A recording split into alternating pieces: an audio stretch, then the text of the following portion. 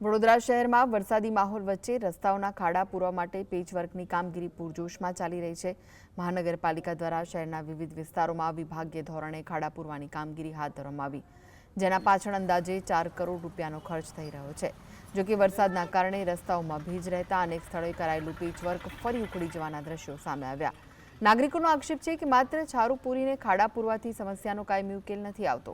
5 વર્ષની ગેરંટીવાળા નવા રસ્તાઓની હાલત પણ ખરાબ હોવાના સવાલ ઉઠી રહ્યા છે, જેના કારણે કરોડોના ખર્ચે બનેલા રસ્તાઓ પાછળનું નાણું પાણીમાં ગયું કે કેમ તેવો સવાલ ઉઠ્યો। તંત્રનું કહેવું છે કે સતત વરસાદના કારણે કામગીરીને અસર થઈ રહી છે। ગેરંટીવાળા રસ્તા પર ખાડો હોય તો કોન્ટ્રાક્ટર પાસે કામગીરી કરાવવામાં આવશે।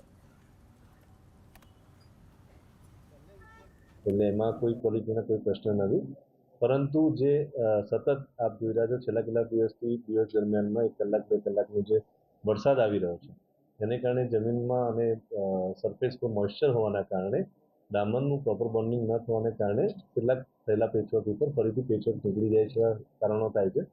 પરંતુ લોકોને સુખાકારી આપવી પડે, ખાડાને સમયસર પૂરવા પડે એ દિશામાં જ્યાં જરૂર પડે ત્યાં ટેમ્પરરી અને જ્યાં જરૂર પડે ત્યાં પેચવર્કની કામગીરી કરવામાં આવી છે।